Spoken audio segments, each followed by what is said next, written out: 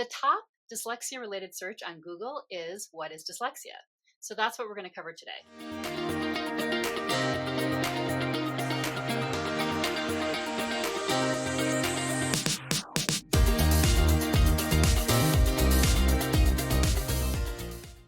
Hey everyone, we're Nick and Sonia, and this is Dyslexia Journey. And today we are going to tackle covering a big topic, but an important topic, which is what is dyslexia?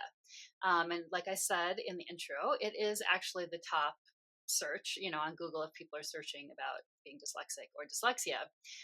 So a lot of people want to know about this. And the challenge, as you'll see and how we approach it here, is that there's different ways to look at it. There's different lenses that you can look at it through. What do we even mean exactly by what is dyslexia? Is it more about the experience? Is it more about formal definitions? So we decided to break it down into 5 lenses or ways to look at what is dyslexia. And I'll just say what they are at the outset, but then we're going to go into each of them a little more. So the first one is definitional. So purely like trying to define in the way we think of defining a word or a term, what is dyslexia. The second one is diagnostic. So, when you go in to find out if you're dyslexic, what does it mean in that case? The third is, what is the brain perspective? Like, are there brain differences? Are there anatomical or functional differences? The fourth is the actual experience of being dyslexic. So what does that mean in someone's terms of someone's life and how it's experienced? And the fifth is more of an identity or neurodiversity perspective on what is dyslexia in that way. So without further ado, we will dive into number 1, which is that definitional lens of looking at what is dyslexia. And even with that, there's different definitions. So we're going to read a couple of the sort of main in terms of like from main organizations and ones for you here and compare them. Yeah, it's really interesting because as you'll see, I'll start with the definition from the International Dyslexia Association and then contrast it with some other definitions. So let's just, I'm going to read first, just without comment, the definition of dyslexia from the International Dyslexia Association. Dyslexia is a specific learning disability that is neurobiological in origin. It is characterized by difficulties with accurate and/or fluent word recognition and by poor spelling and decoding abilities. These difficulties typically result from a deficit in the phonological component of language that is often unexpected in relation to other cognitive abilities and the provision of effective classroom instruction. Secondary consequences may include problems in reading comprehension and reduced reading experience that can impede growth of vocabulary and background knowledge. So my initial commentary on that is that it is a very negative definition. Right. If you listen to the words they're using, they talk about learning disabilities, poor spelling, deficit, problems, consequences. It doesn't acknowledge any positive aspects of dyslexia, and it does not frame dyslexia within the spectrum of human neurodiversity at all. Right. And it's also pretty narrow, actually, in what it's covering, because it is a brain difference, it's affecting a lot of different areas. And this particular definition is really only talking about reading and writing. Yes. So I would say that this is a very limiting definition of dyslexia. Yeah. Well, and so let's contrast it with, so you can see how there can be a definition that's similar but different also with the British Dyslexia Association definition. So I'll just read this one straight out too. So, quote, dyslexia is a specific learning difficulty which primarily affects reading and writing skills. However, it does not only affect these skills. Dyslexia is actually about information processing. Dyslexic people may have difficulty processing and remembering information they see and hear, which can affect learning and the acquisition of literacy skills. Dyslexia can also impact on other areas, such as organizational skills. It is important to remember that there are positives to thinking differently. Many dyslexic people show strengths in areas such as reasoning and in visual and creative fields. End quote. So you can see that in a lot of ways it's similar. It definitely talks about the reading and writing right up front. It definitely is talking about the struggles as the main paragraph. That second part that was more positive was actually an additional paragraph added on. But it does bring that up. It definitely does bring that up. And so just simply by bringing that in and broadening that so I think 2 things are happening. One is that it's bringing in the positives at all, right? And so that starts to help us see it more positively, but also get that sense of it as about more than just reading and writing and about like more of a brain difference. And then also they do mention information processing specifically, which also gives that broader sense where you can start to realize it's not like just one part of your brain that's dealing with spelling and writing or something like that. Right. Yeah. And then just to make it clear that it's not just a British versus an American thing, here is a paragraph from the Yale Center for Dyslexia and Creativity. Dyslexia is defined as an unexpected difficulty in learning to read. Dyslexia takes away an individual's ability to read quickly and automatically and to retrieve spoken words easily, but it does not dampen their creativity and ingenuity. Right. Right. And So, so some nice positive words in there. exactly. Right. Mm-hmm. And it's interesting. Also, the first definition uses the term disability, and the second two definitions that we read use the term difficulty. Right. And it's not like any of these are perfect. Like, I think the Right. choice of saying unexpected difficulty is interesting because, I mean, the more I learn about being dyslexic and how common it is, probably up to 1 in 5 from the whole range. Right. I mean, why would that even be unexpected? But the experience so far in sort of history has been that we somehow are For surprised sure. by it. Yes. So, yeah. So even with our first lens of just definitional, it's clear that there's actually not a kind of stringent, agreed upon definition of dyslexia, which is super interesting. Right. It is interesting. Yeah. I mean, because does have so much complexity, and as we'll get into the other definitions, it'll become clear that there's a lot to it. I mean, it's complex. And, so it's hard to capture it for that reason. And I will say, though, a caveat to that is that the International Dyslexia Association, the first definition I read, is considered kind of the most agreed upon in the U.S. in the sense that I think a lot of different states have adopted that language in their sort of official discussion of it. Right. And in terms of really putting the struggle up front, I mean, it's not like that doesn't make sense, right? I mean, it's natural to do that. And, that's probably a good transition into the second category here of lenses, which is diagnostic, because, when people are realizing they're dyslexic, it often is because of the struggle. And, there is this need for diagnosis in order to get accommodations. So it makes sense that we are like putting primarily the struggle up front in the definition. I mean, that does make sense, even though as we get into some of the other definitions, you can see you'll see the importance more of like the broader features, I think. So let's jump into our second lens or way of looking at the question, what is dyslexia? And from a diagnostic perspective, it's interesting because the diagnostic language does not include the word dyslexia. Right.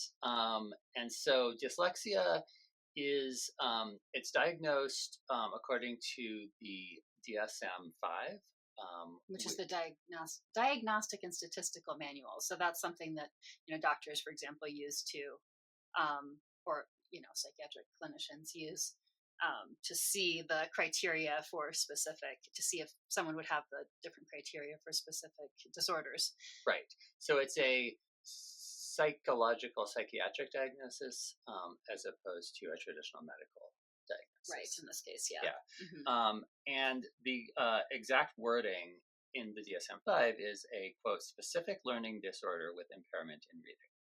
Right. And so again, that's interesting that the word dyslexia or dyslexic is not actually used in it. And, we don't have a lot more to say about that one, but I will point out that is actually kind of confusing to people. Like sometimes, I can't remember which guest we had on, but one of the guests we had on was mentioning how sometimes parents will hear that was the diagnosis for their child and they don't realize their child's dyslexic because that wording wasn't used. Right. So and it also, I mean, there are specific criteria listed for diagnosis, but it's open to a lot of interpretation, which is why you can get such inconsistent assessment results from depending on who actually does the assessment. Right. So that's important to keep in mind as well. Yeah. All right. So let's jump into our third lens for tackling the topic of what is dyslexia, which is the perspective of the brain, sort of the anatomy and the anatomical setup and how that functionally affects things in the brain. And So there are observable differences.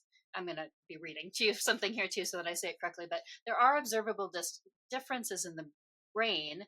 And we found that the Dyslexic Advantage by Brock and Fernet Eide in their book, that was the Dyslexic Advantage, explained it really well. So this is where we got the information from, when they were talking about these particular studies.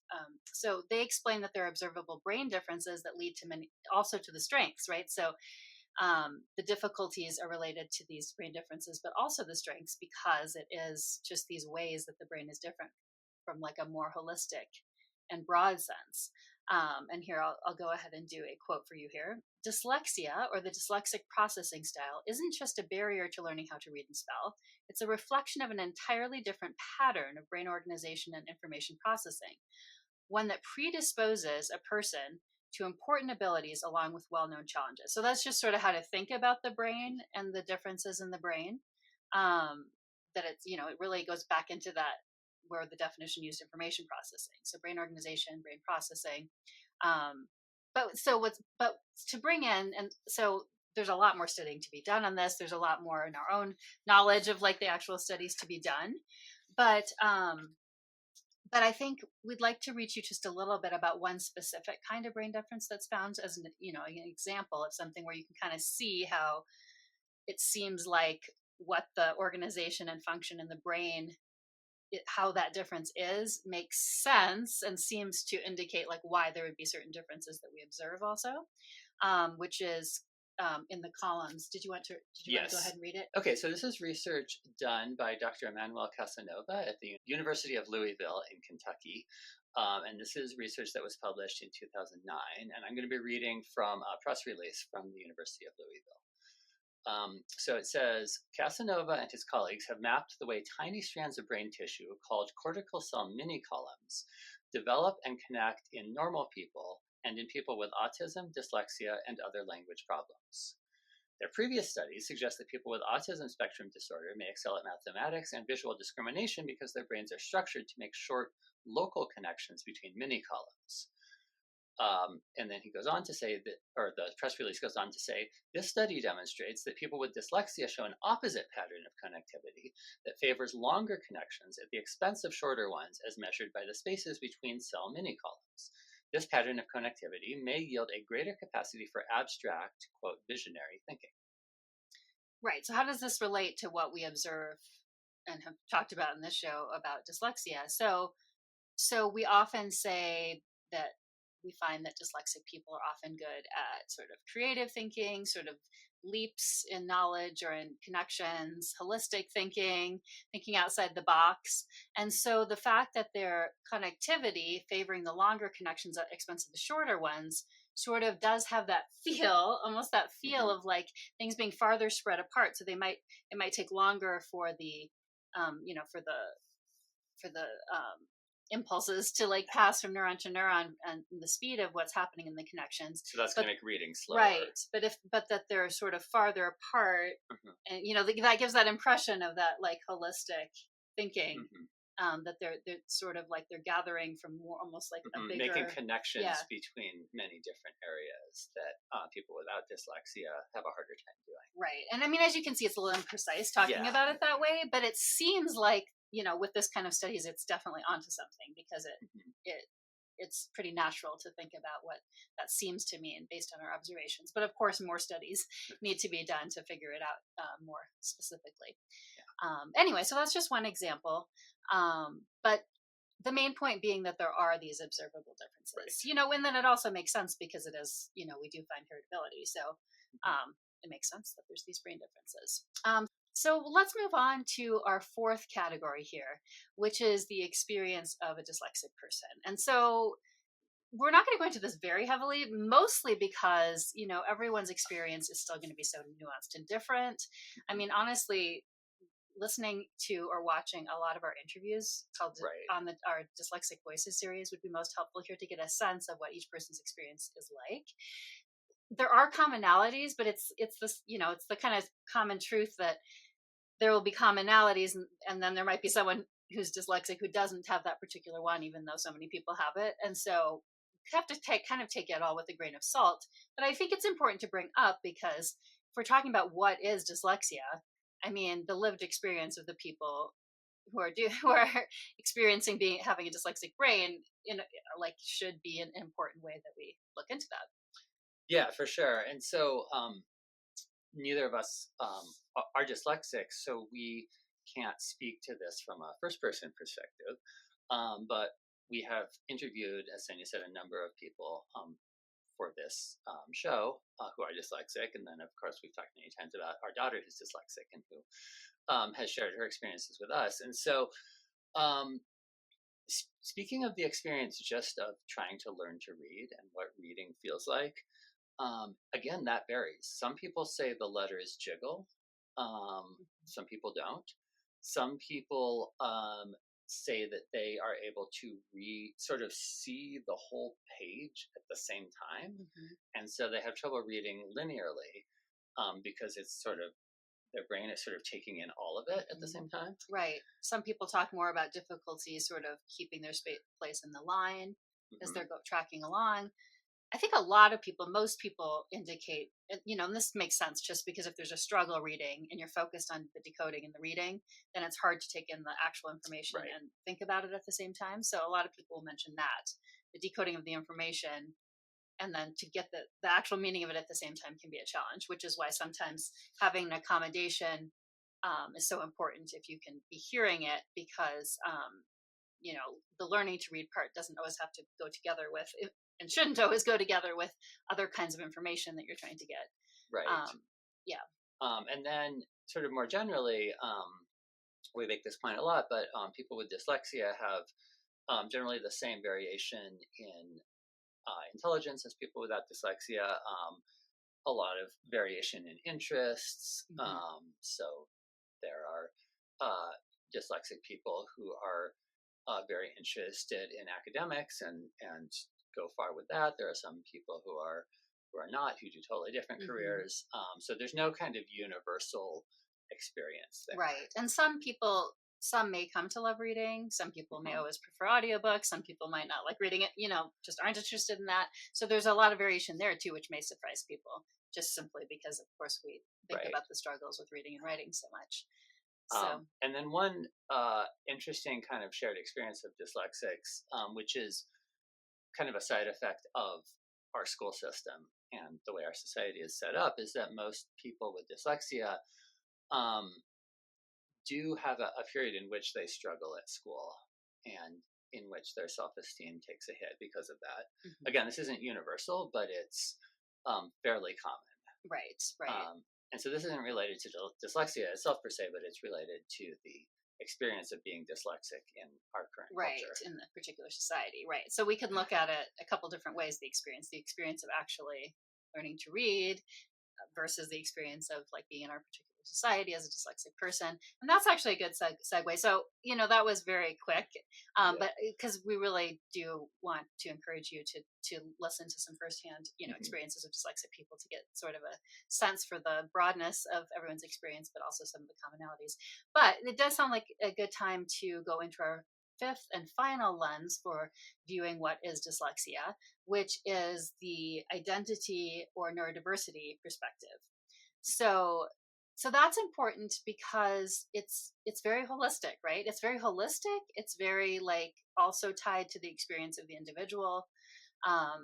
And it can be an important definition for people to use of dyslexia or to embrace as the way they're taking in that they are dyslexic, because it tends to be a way that people can feel like either I know why I'm having this experience, or B, it's not just like something wrong with me. It's this much bigger thing that it is so much about my brain difference and how my brain works.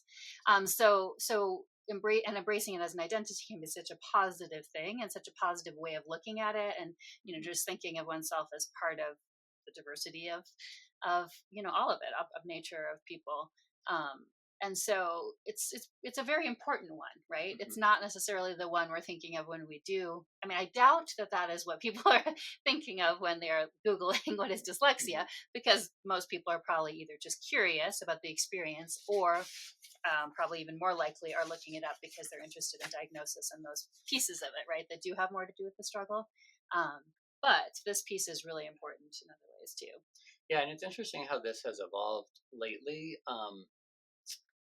from a more sort of not embracing the identity to now really embracing the identity. So the general advice used to be, don't say someone is dyslexic or is autistic. And so people have come to realize that there are strengths to dyslexia and to autism and things like this, and also that it's a natural part of human neurodiversity. And so that way of thinking um, is now, I think, unpopular, and in my opinion, rightly so. Even though Um, we still, sometimes when you're talking, it's just easier to say have dyslexia, and it's still used a lot. So we definitely still say it right, but sometimes. there has definitely been a movement in recent years for people to really embrace the identity and say, "I am dyslexic. I am autistic," Hmm. as a really really embracing that part of their identity, and Right. as both the strengths and the challenges that go along Right. with it. Just more holistically, right? Rather than Right. only talking about the one way in which, or not the one way, but the few ways that it interacts with society that are the struggle aspects. Yeah. So, Yeah. And so this is, again, our final lens of sort of looking at this as an identity is really fairly recent. yeah. Yes. Well, so hopefully all that was helpful. We'd love to hear in the comments if you have heard other definitions of dyslexia, if there's other lenses or perspectives that we haven't covered here. That'd be great to hear. And of course, if you have any ideas for topics, we'd love to hear about that, or if you have any questions for us. And you can always reach us, in addition to in the comments, you can always also reach us at our email address, which is parentingdyslexiajourney@gmail.com. Thanks everyone for watching.